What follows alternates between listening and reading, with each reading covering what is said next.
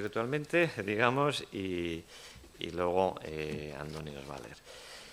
Bien, entonces correspondería intervenir ahora a nuestro segundo participante en este panel, que es Pedro Porcel. Como he comentado ya anteriormente, pues debido a las difíciles circunstancias que atraviesa ahora Valencia, pues no puede estar aquí y también tiene problemas para estar presente online. Pero permitidme que os lo presente. Pedro Porcel es historiador especializado en la cultura de masas del siglo XX.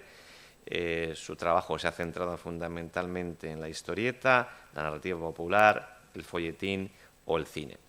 Entre sus libros se cuentan Historia del TVO valenciano, Carpa, Clásicos en jauja, Tragados por el abismo, Superhombres ibéricos, Cine de terror 1930-39 y Viñetas infernales, 100 años de cómic de terror. Ha colaborado en revistas como Arbor, Mondo Bruno, 2000 Maníacos, Cinebis y en más de una docena de obras colectivas, entre ellos TVO, Los primeros 100 años, Atlas español de la cultura popular, Historieta galega, 1973-2008, o La bestia en la pantalla, Aleister Crowley y el cine fantástico. Y hoy el título de su ponencia es Pulpos, aztecas y cols, el Weird Western en el cómic clásico español. Y Andoni Cosío, nuestro compañero de panel y investigador de ReWest, va a proceder a la lectura del mismo. Andoni, cuando quieras. Sí, si puedes, directamente.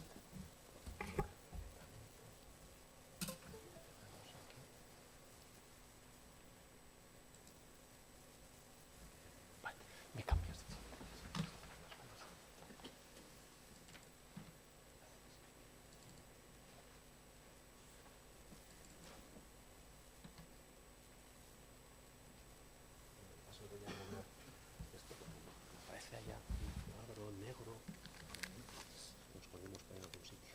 Sofía, ¿quieres decir?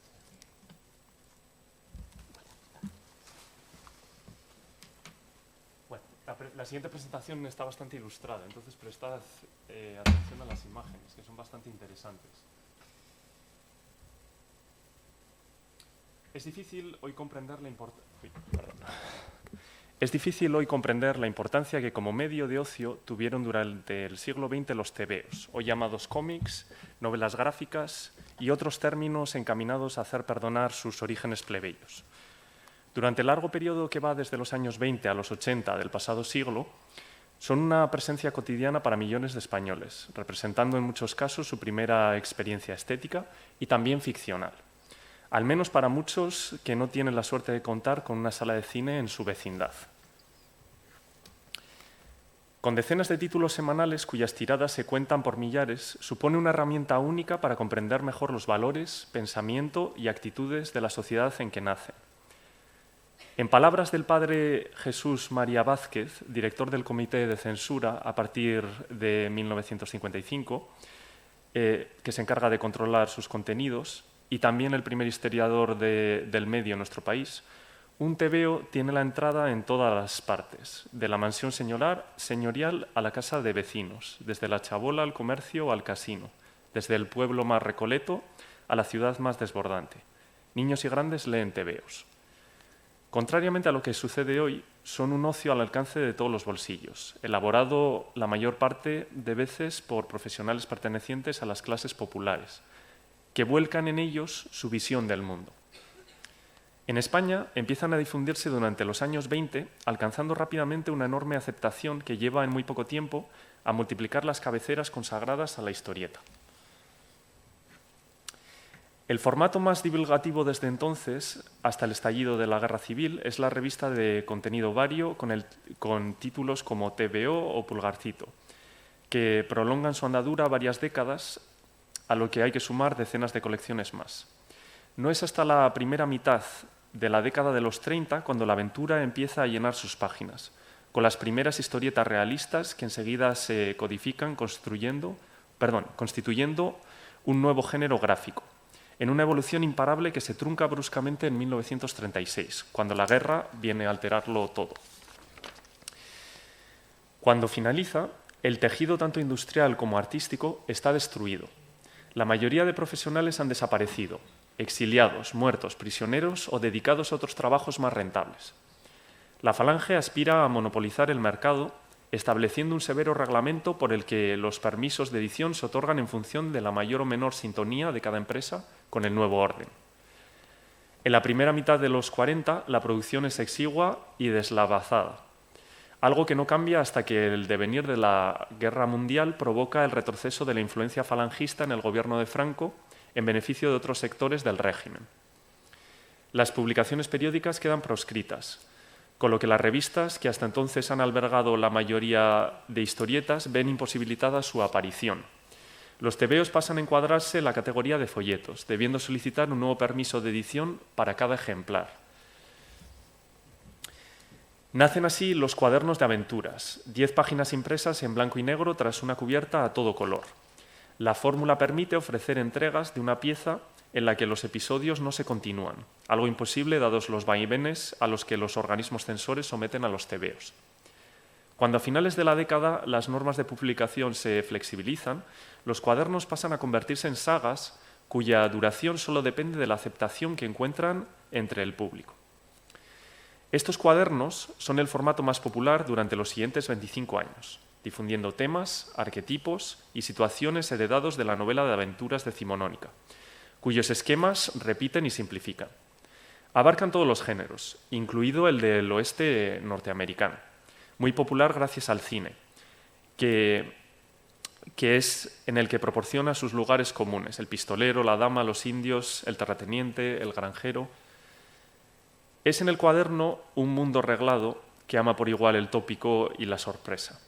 Para que una colección triunfe debe ofrecer un delicado equilibrio entre iteración y novedad, repetición de lugares comunes presentados con formas inéditas que proporcionen ilusión de novedad. Gracias al cine, en el western es uno de los territorios más estrictamente cartografiado en sus motivos, con decenas de colecciones aparecidas en un corto periodo de tiempo.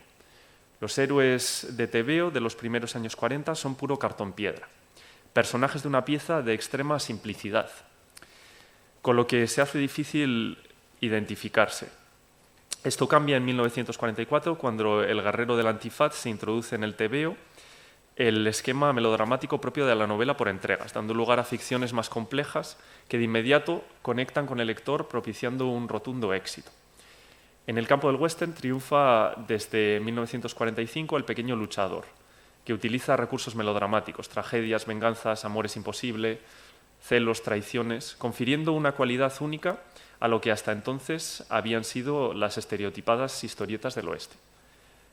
Entiendo aquí por weird la inclusión de elementos fantásticos en una historia convencional, tengan o no finalmente una explicación racional. Bueno, esto se puede matizar más, ¿no? Como ha explicado David. En cierto modo se trata de dinamitar los códigos establecidos, trastornando el esquema matriz de estas narraciones. Es recurso que sirve para huir de la monotonía que acompaña a la mayor parte de series que se producen en España entre 1940 y 1965, el periodo clásico de nuestra historieta. Así como en otro tipo de aventuras, desde la histórica a la policial, la irrupción de lo fantástico es algo acostumbrado. En el western estos elementos apenas se prodigan. No es extraño porque en el cine del género facturado en Hollywood, que es el que sirve de modelo a los creadores locales, también están completamente ausentes. Hay, sin embargo, algunas excepciones que vale la pena señalar. La primera serie western con elementos weird es la colección de 1948, La máscara de los dientes blancos, protagonizada por un justiciero enmascarado, a quien los indios tienen por un espíritu inmortal, que se dedica a imponer la ley entre cuatreros, tribus hostiles al hombre blanco y maleantes varios. El título está tomado de un filme serial de 1918 titulado The Iron Claw, protagonizado por la estrella olvidada Pearl White, que en su estreno en España adoptó ese curioso nombre.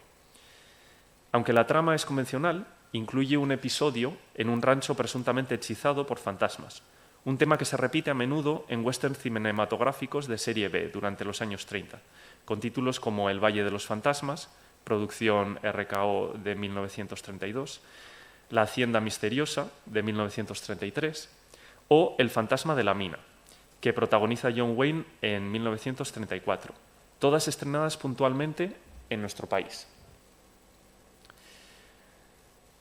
Un indio de presunto carácter sobrenatural, oculto su rostro por una calavera, ameniza la trama y proporciona el segundo de los elementos extraños.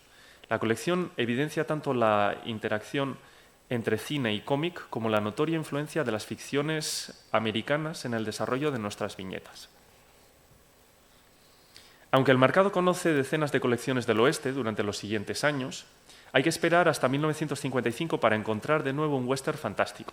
Aparece como episodio de una colección de ciencia ficción, La nave del tiempo, en la que un prototípico grupo de héroes y científicos que viaja a través del tiempo por distintas eras de nuestro pasado se encuentra en el oeste de tramperos e indios a finales del siglo XVIII, interviniendo en la guerra de independencia norteamericana en contra de los colonialistas ingleses. Más enjundia tiene la historieta pudo ocurrir que, aparecida en la revista Futuro en 1957, una cabecera que pretende renovar la viñeta de ciencia ficción, apartándola de los trillados senderos de la space opera por la que hasta entonces ha discurrido el género. En ella asistimos al encuentro de un sheriff de Arizona con los tripulantes de una nave extraterrestre. En lección de pacifismo muy en boga en tiempos de Guerra Fría, veremos cómo el miedo, la desconfianza y la xenofobia de los humanos acaba con las vidas de unos visitantes venidos en son de paz. En sintonía con el inicio de la reivindicación del pueblo indio que se vive en las películas como Flecha Rota de Delmer Daves o La Puerta del Diablo de Anthony Mann, ambas de 1950, nace la colección Yuki el Temerario, en 1958, una de las primeras en tener a un nativo americano como protagonista. Sus pretensiones reivindicativas, es la primera vez que en el TVO español se celebran las derrotas del ejército yanqui frente a las tribus indígenas, pierden algo de fuerza debido a la nula documentación utilizada, que hace luchar a navajos y apaches con espadas y escudos, como si fuesen guerreros medievales.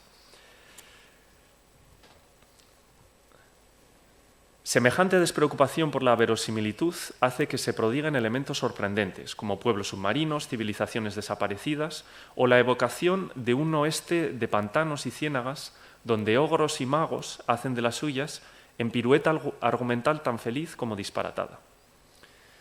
Desenfadada mezcla de elementos de diversos géneros que desembocan en la creación de un clima de potente irrealidad. En esta misma onda de otorgar el protagonismo a quienes hasta entonces han sido los malos, la editorial Maga publica también en 1958 Las aventuras de Apache, un mestizo situado entre dos culturas que en recurso melodramático es rechazado por ambas.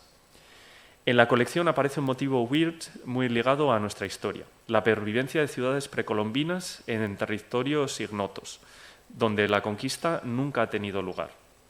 Es un tópico de la literatura popular utilizada a menudo, en novelas como El tesoro de Cautemoc, de Luis Oteiza, de 1930, El Valle del Sol, del boliviano Diomedes de Pereira, en 1936, o La ciudad subterránea, del autor pulp Federico Mediante, publicada en 1940. Apache encuentra uno de esos lugares, donde viven distintas aventuras en compañía de su prometida, a quienes los habitantes de la ciudad intentan inmolar ante sus dioses. Al final, en consonancia con los valores cristianos de que hace gala en todas sus obras el guionista Pedro Quesada, el héroe consigue convertir a sus habitantes, haciendo que renuncien para siempre a los sacrificios humanos y colocando en el trono a un monarca justo y humanitario, con lo que evita la desaparición de su mundo, que hubiese sido el fin más lógico. Y es que en el cómic las características que definen a estos pueblos olvidados son dos: la práctica de sacrificios humanos y el fin catastrófico de su civilización, que en todos los casos supone la irrupción de intrusos en sus tierras. Es exactamente lo que sucede en otra serie de cuadernos publicada en 1959, Arizona, cuando el grupo protagonístico, un vaquero blanco, uno negro y una joven india, son capturados por mexicas que viven aislados desde que hace siglos derrotasen a los conquistadores españoles. Después de que intenten sacrificarlos en el altar, una erupción volcánica facilita su fuga, que sucede mientras la lava se encarga de sepultar para siempre a estos últimos representantes del pueblo azteca. La irrupción de lo nuevo provoca el hundimiento de lo viejo, según manda el tópico. Finaliza la década de los 50 y el héroe atormentado de la primera posguerra da paso a un tipo de paladín menos grave, más dinámico, más lleno de humor y alegría de vivir, en consonancia con un país que poco a poco va dejando atrás la sombra de la guerra. El éxito masivo del Capitán Trueno, 1956, acelera esta tendencia, que no tarda en extenderse a todas las series de cuadernos. Si hasta ahora lo weird ha servido de accesorio para singularizar y dar color a westerns excesivamente repetitivos, en 1959 nace uno que hace de lo fantástico médula de su narrativa. Es Jim Huracán, pionero de un oeste surreal plasmado en imágenes por Jordi Buixade. Jim Huracán es una fiesta de imaginación en libertad donde verosimilitud y coherencia se sustituyen por el absurdo y lo inesperado. Además de contar como compañeros con un mago y con un loro de inteligencia humana, el protagonista deambula por un paisaje donde menudean sabios locos, fantasmas, robots de madera, árabes que poseen alfombras voladoras, un sans-culotte de la Revolución Francesa que cuenta con una guillotina en plena pradera y hasta un pulpo gigante que enarbola un revólver en cada uno de sus tentáculos, como podemos ver en la imagen.